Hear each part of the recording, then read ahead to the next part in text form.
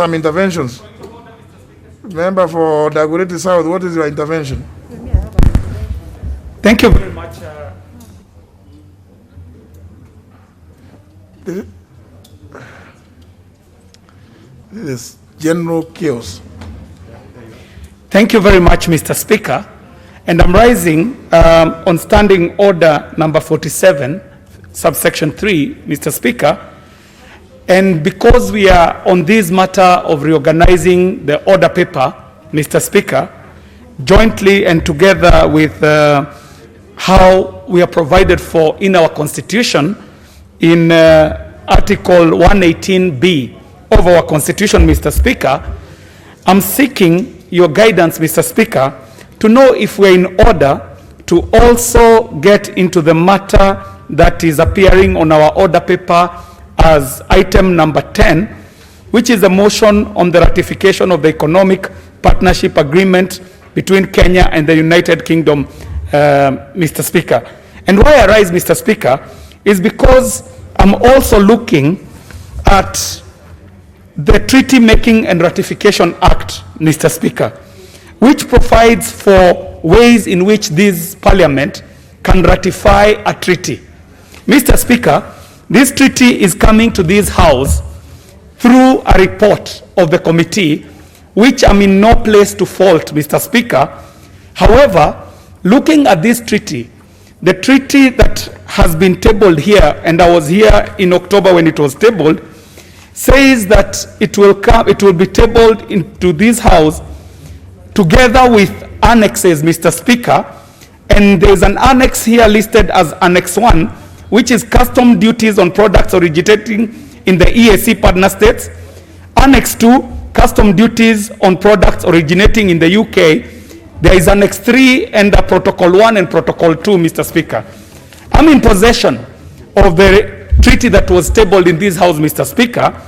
And to my mind, and also what I'm having here, it is very clear that these annexes have not been put together with this treaty, Mr. Speaker. My concern, Mr. Speaker, is that this treaty is extremely critical, Mr. Speaker. What we are just about to discuss here is going to go into matters of how we relate with our trade partners in the UK, Mr. Speaker.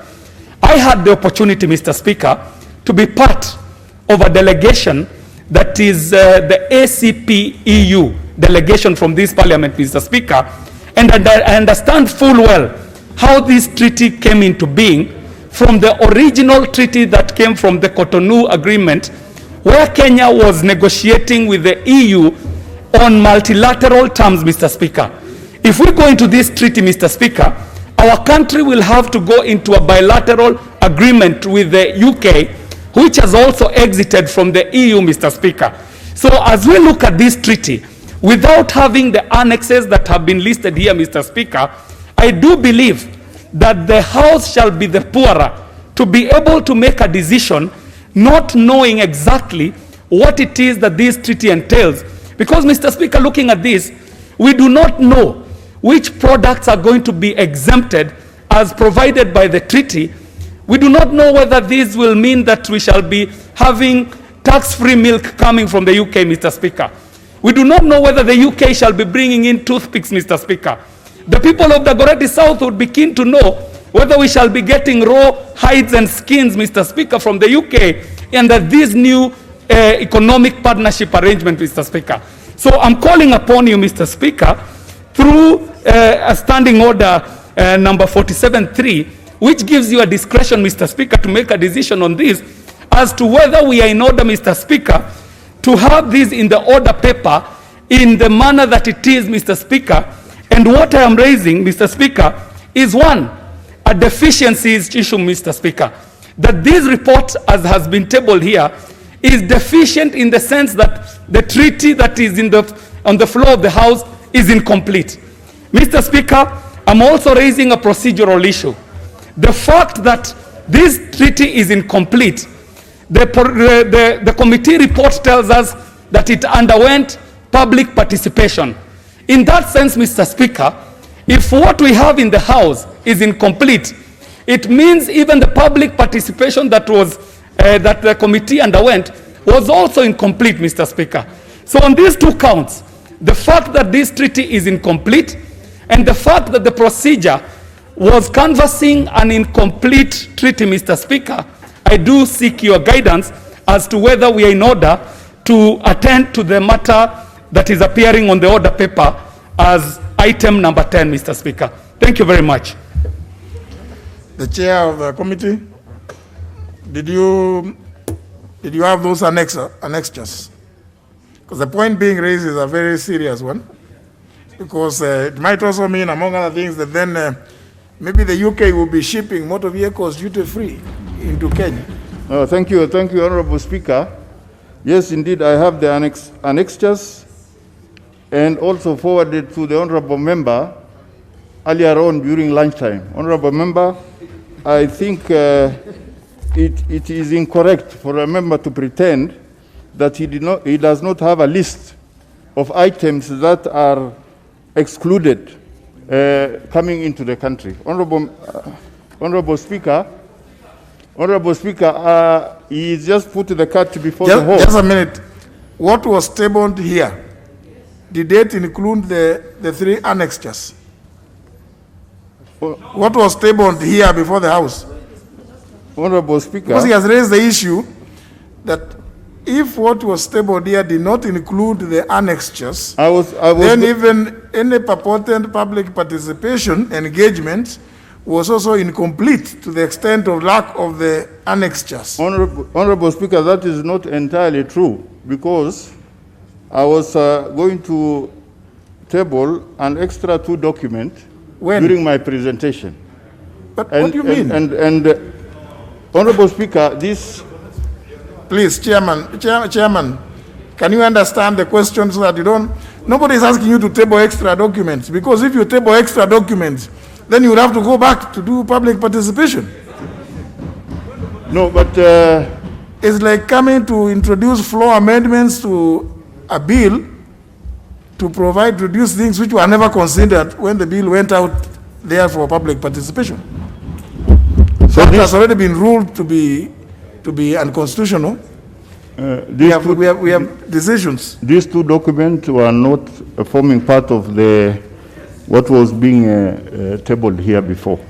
However, when did you receive them yourself? And where did you get them from? Honorable Speaker, these documents were sent to the Parliament from the Ministry of Trade, Industry and Cooperative. When? Together with the document that actually marked it to the committee. So how is it that? And that is what was supposed to appear in the website. We only took up after this document was already. But the website does not have the annexures. Now that is now a matter. What you tabled here, because that issue has been raised with me earlier. Even the staff have confirmed that what they received in table office did not include the annexures. So these ones you must have obtained them from the streets. As far as we are concerned, if they are not in the room 8, in the table office, then they must have walked here irregularly. You know, it is not possible that in fact, we don't even need to belabor the point. We need confirmation from the clerk before you can undertake this business, because it's a very serious issue, Honorable Aden. It's a very important issue about what Kenya is about to ratify. We must be very sure that you, the members, and indeed the entire House, as well as the public that care to engage in the process of public participation, have full knowledge of those items.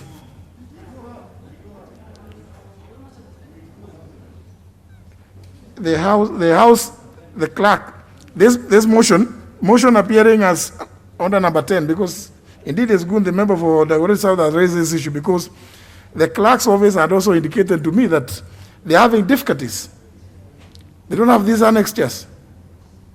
So they must have walked into your hands in some strange manner. And no wonder you are saying you are intending to table them, as you move to the motion. So, Honorable Adan, better go and discuss with the people that receive documents here. Even if they came to the office of the leader majority and then he failed to deliver them to that office, too bad. It would just mean that it will not be right. It will not be right for the House to be taken by surprise. Because the issue has been, when you went to do public participation, you did not have the annexures. Now you are saying you have stealthily sneaked them to the member. Now, but the other members here don't know.